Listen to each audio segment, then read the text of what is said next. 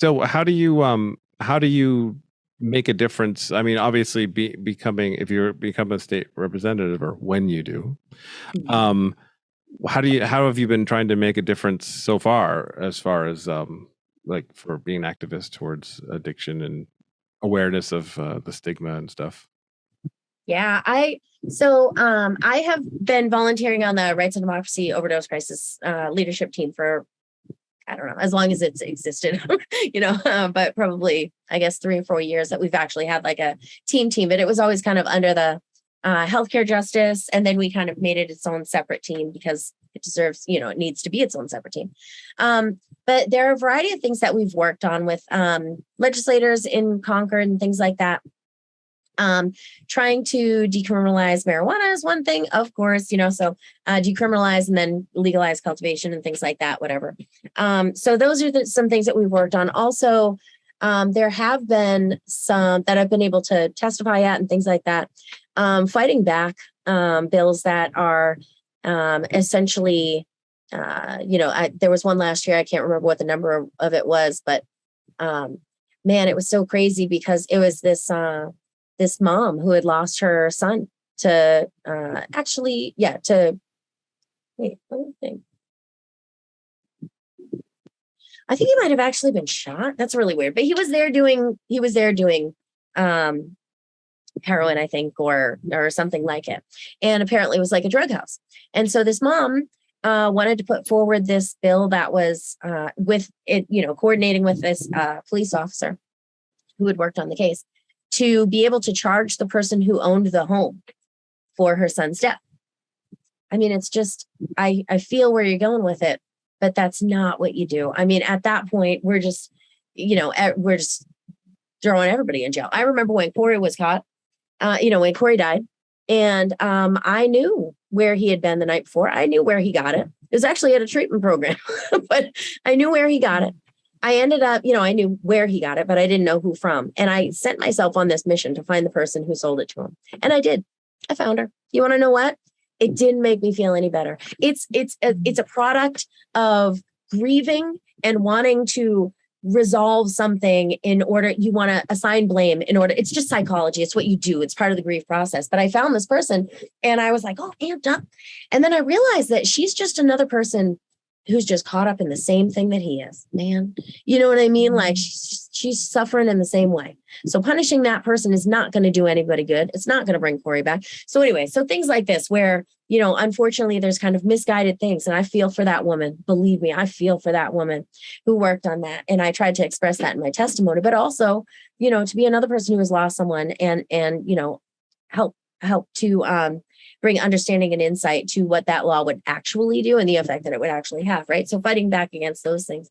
And then on a national level, we partner with People's Action. And one thing that I'm actually really, really excited about is that we have the MAT Act. It's the Medication Assisted Treatment, which is, so this specifically talks about I'm always going to say it wrong, buspirone.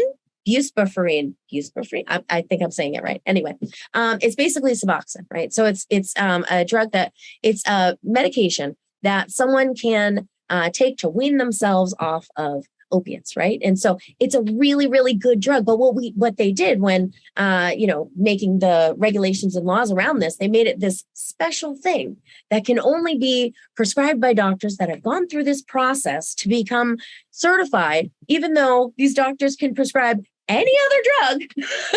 If they want to prescribe this one, they have to be specifically certified. There's all this red tape that comes along with it. That's just detrimental. And especially living in rural areas, if you don't have many doctors that are prescribing it, or if there are all these, and then it makes it so that doctors don't want to prescribe it. And then there are very few. So beautiful update. This was actually wrapped up. So it's the MAT Act. It was actually introduced by my senator, Maggie Hassan. Thank you, Maggie Hassan. And it was rolled up into HB 7666, which is mental health bill. So it passed. We had all of this people text banking into that district. Y'all are familiar. Same kind of thing that Wolfpack would do. Text banking so that we're texting constituents in, key legislators, key representatives who were on the committee, meeting with our representatives if they were involved, all of this kind of stuff. On top of all the groundwork that we've been laying for the last year and a half. and it passed committee. It passed the House. 402 people, completely bipartisan. 402 representatives voted in favor of passing this bill. Now it goes on to the Senate. It's in the Help Act. The Help Act. It's in the Help Committee. Don't ask me what that stands for. It's whatever, HELP. It's a bunch of words. Anyway, I remember it was like labor and whatever. But anyway, now it's in the Senate Help Committee. They're getting that sorted out and coming up with their language, their version, you know what I mean? Whatever, hopefully very close to the other one. And what we're trying to do is in the same way, encourage the senators who are on the committee and people who can influence those senators to make sure that the MAD Act is in that bill.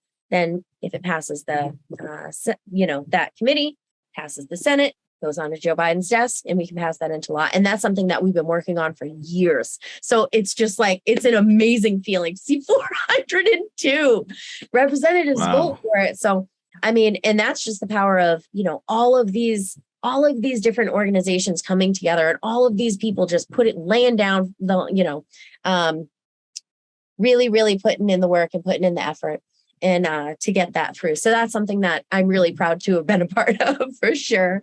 And things like that. It's really, we know that these things save lives. We know how to save lives. It's really just trying to bite away at any, work away at any little piece that you can get that will get us closer to actual evidence-based treatment of substance use disorder.